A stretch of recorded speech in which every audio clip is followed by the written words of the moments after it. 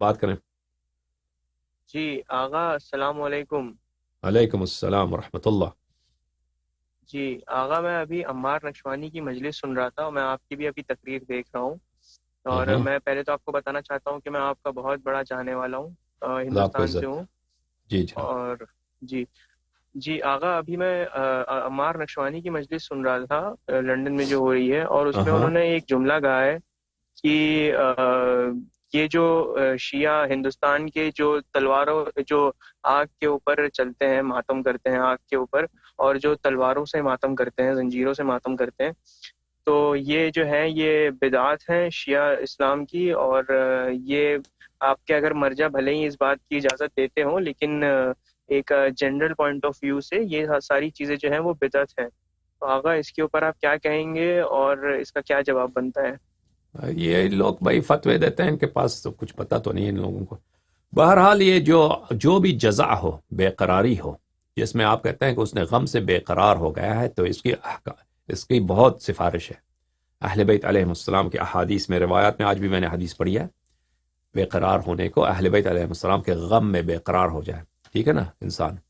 اگر آپ غم میں بے قرار ہو گئے اور بے قرار ہوتے ہوئے سر پہ تماچا مار دیا، سر پہ آپ نے مثلا کوئی گڑا مار دیا، سر پہ تلوار مار دیا، زنجیر مار دی پیٹھ پر، خون بہہ گیا، تو اس میں کوئی حرج نہیں ہے۔ شرط یہی ہے کہ وہ اس میں بے قراری ہو۔ یہ بے قراری کا کوئی خاص شکل نہیں ہے۔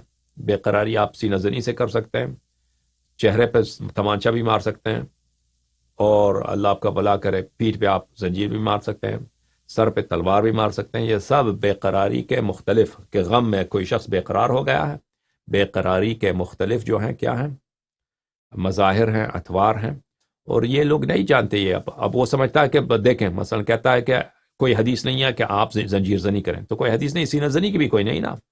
اس سے آگے چلیں، جلوس کا بھی کوئی حدیث نہیں ہے، کوئی حدیث ہے جلوس نکالنے کا؟ وہ بھی نہیں ہے۔ کوئی اس کا بھی نہیں ہے، سینہ زنی کا بھی نہیں ہے، جلوس نکالنے کا بھی نہیں ہے۔ تو آپ لوگ یہ کیوں کرتے ہو؟ کیونکہ ہم اس لیے کرتے ہیں کہ یہ جو ہے اجتماعی طور پر اہل بیت علیہ السلام نے حکم دیا کہ تم جزا کرو اور جزا کو ظاہر کرو، ٹھیک ہے نا۔ ہم جزا کرتے ہیں اور جزا کا اظہار کرتے ہیں۔ جزا یعنی بے قراری، ہم غم حسین علیہ السلام میں بے قرار ہو گئے۔ اب جو ہے ہندوستان، پاکستان، بہت سارے ملکوں میں یہ ہے، سینہ زنی بھی ہوتی ہے، سر کو بھی مارتے ہیں، چہرے پہ بھی مارتے ہیں۔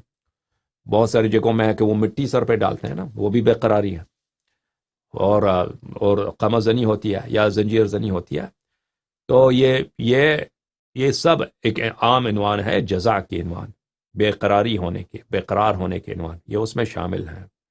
سمجھ میں آ رہی نا بات آپ کو؟ مثلا آپ کسی اس سے شادی کرتے ہیں، انڈین وومن سے شادی کرتے ہیں، انڈین وومن سے کوئی انڈین وومن، کوئی حدیث ہے کہ آپ انڈین وومن سے شادی کر سکتے ہیں؟ کوئی حدیث نہیں ہے بھائی کہ آپ ہندوستانی عورت سے شادی کر سکتے ہیں۔ تو کوئی مومن جا کے ہندوستانی عورت سے شادی کرے تو کیا یہ بدعت ہے؟ کیونکہ حدیث میں نہیں ہے، سنت میں نہیں ہے۔ سنت میں تو صرف یہی ہے کہ عرب سے یا کسی عجم سے اس سے شادی کرے یا رومی سے شادی کرے، ٹھیک ہے نا، اس میں ہندوستانی سے تو نہیں ہے۔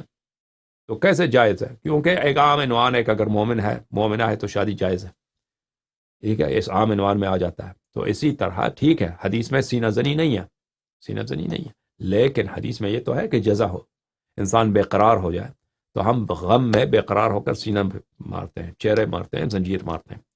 تو یہ لوگ جو بدعت کہتے ہیں ان کو کچھ نہیں معلوم، یہ بیچارے، ان کو یہ کہ خود یہ کہتے ہیں کہ ہم مقلد ہیں۔ مقلد آپ کس لیے ہیں؟ کہتے ہیں اس لیے کہ ہم حدیث نہیں سمجھ آتی، مجتہد سے پوچھتے ہیں۔ تو یہ خود جب تم اتنے بیوقوف ہو کہ تمہارے یہی اعتراف یہی ہے کہ تم مقلد ہو، تو تمہیں کس نے بولا کہ تم ممبر پہ چڑھ کے تقریر کرو نا؟ جب حدیث ہی نہیں سمجھ آتی، تقلید اسی لیے کرتے ہو نا کہ حدیث نہیں سمجھ آتی، اہل بیت علیہ السلام کی بات نہیں سمجھ آتی، تو ممبر پہ کیوں چڑھے ہو؟ تم نکل جاؤ، اتر جاؤ، اپنے مجتہد کو لا دو۔ بات سمجھ آئی بات آپ کو؟ جی جی جی، ہندوستان، بالکل ہاں، غلط کہہ رہا ہوں یا صحیح کہہ رہا ہوں؟ بالکل صحیح کہہ رہے ہیں، بالکل تو صحیح کہہ رہے ان سے آپ اگلی دفعہ آپ کہہ دینا کہ جلوس جو نکلتا ہے یہ بھی بدعت ہے، پھر تو سینہ زنی بھی بدعت ہے، اس کی بھی کوئی حدیث نہیں ہے، ٹھیک ہے نا۔ ان ہیں، سے بے کہہ دو شک۔ کہ ہاں، ان سے کہہ دو کہ لندن میں مجلس پڑھنا یہ بھی بتاتا ہے، کیونکہ یہ کوئی حدیث میں نہیں کہ لندن میں آپ مجلس پڑھ سکتے ہیں، ٹھیک ہے نا۔ کوئی حدیث ہے بھائی کہ لندن میں بیٹھ کر مجلس پڑھ سکتے ہے کوئی حدیث؟ کوئی حدیث نہیں ہے. نہیں یہ بھی بتاتے یہاں، یہ کوئی حدیث، یہ سب بتاتے انٹرنیٹ پہ آپ اپنی حدیث نشر کرتے ہو، یہ بھی بتاتے سب بتاتے. یا علی مدد، بہت مہربانی آپ کی.